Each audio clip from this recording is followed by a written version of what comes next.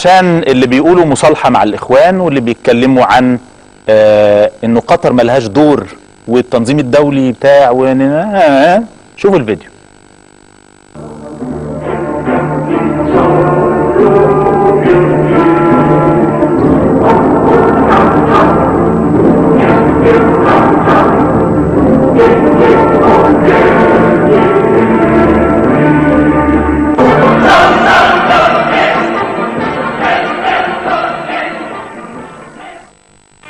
The events in North Africa and the Middle East, from Bahrain, from Yemen and so forth, it goes back actually to 2003 and the time right after the U.S. occupation of Iraq, when George Bush at the G8 summit of 2004, June, announced a greater Middle East project, that Washington's goal was to turn the Middle East into a free market paradise like they had turned Poland and the countries of Eastern Europe with shock therapy. America is pursuing a forward strategy of freedom in the greater Middle East. To diversify their economies, open their political systems. We must stand with democratic leaders and moderate reformers across the broader Middle East. The United Kingdom is ready to work with governments and civil society in the Middle East in support of greater economic development and more open political systems. From Damascus to Tehran, that freedom can be the future of every nation.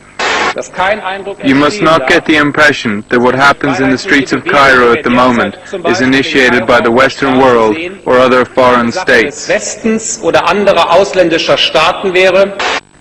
I believe that God has planted in every human heart the desire to live in freedom.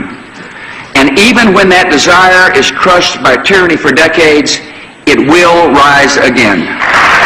Exporting democratic values was central to the former president's ideology.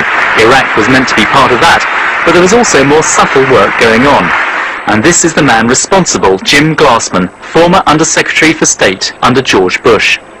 We developed a different way to communicate, and I called it Public Diplomacy 2.0, and the idea was that we would be conveners or facilitators of conversations, and big conversations, broad, deep conversations, in which our views would be one of many that would be expressed. So that was the idea, and luckily technology was on our side, because this is what social media do. This is what social networks are all about.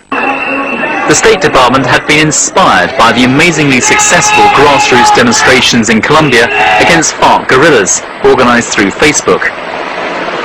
And it was this enthusiasm for social change that led to the State Department funding the New York conference in December 2008. Several Egyptian activists, including Ahmed Saleh from the April the 6th movement, were invited.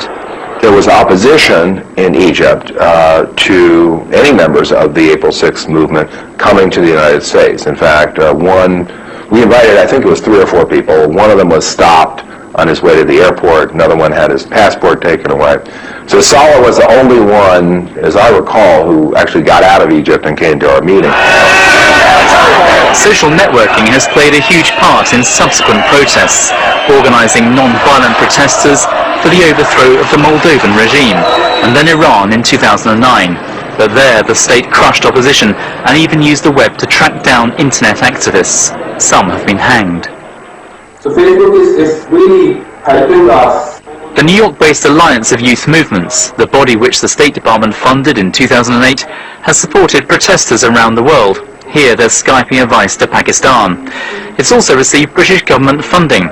It's now seeking new money, though, from Google, amongst others, for projects to keep activists safe.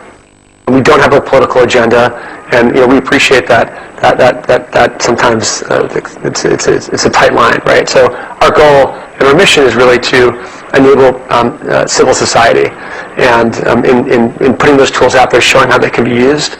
But facilitating non-violent protests often dovetails with Western strategic goals. We're not ashamed to be Americans. We're not ashamed to have strong values that we want to espouse and promote around the world.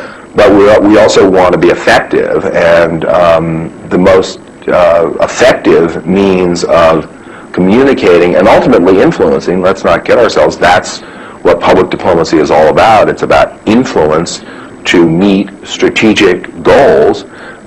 It's a lot easier to be influential if other people, rather than U.S. government officials, are making the pronouncements, are joining the conversation.